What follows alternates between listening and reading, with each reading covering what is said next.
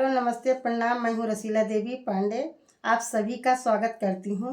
ज़्यादा से ज़्यादा आप सभी लोग चैनल को शेयर कीजिएगा और अपना प्यार दुलार आशीर्वाद बनाए रखिएगा। चलिए, बहुत ही प्यारा विवाह गीत लेके आए हैं। कैसा लगता है कमेंट बॉक्स में ज़रूर बताइएगा। चलिए, गीत का आनंद लेते हैं। हथवा में ली सीता बस के डेलरिया, फूलवा तोड़न चली फूलवारी। हथवा में ली सीता बस के डेलरिया, फूलवा तोड़न चली फूलवारी। फूलवाई तोड़ी सीता हरवा बनवली, शिव जी के करलिया राजे जी। फूलवाई तोड़ी सीता हरवा बनवली, शिव जी से करलिया राजे जी। घुमरी घुमरी सीता शिव के मनवली, हरवा दिहली पहिनाई जी। घुमरी घुमरी सीता शिव के मनवली, हरवा दिहली पहिनाई जी।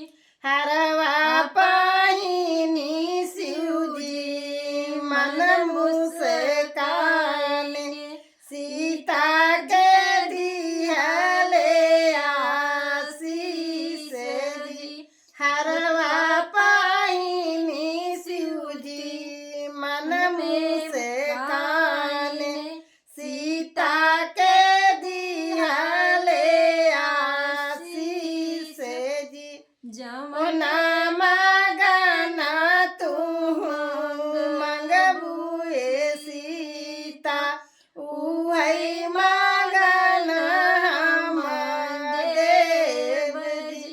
जवना मगना सीता तू मंगबू, उहै मगन हम देव।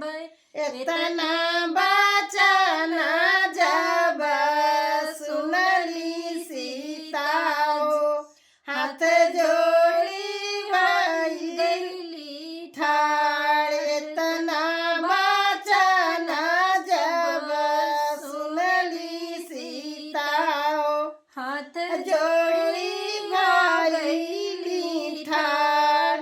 पहिला मगना मैता नैहर मांगली, पिता मांगई राजा जनक जी।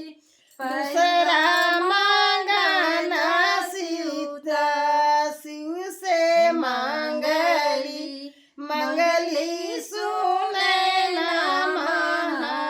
महतारी। तीसरा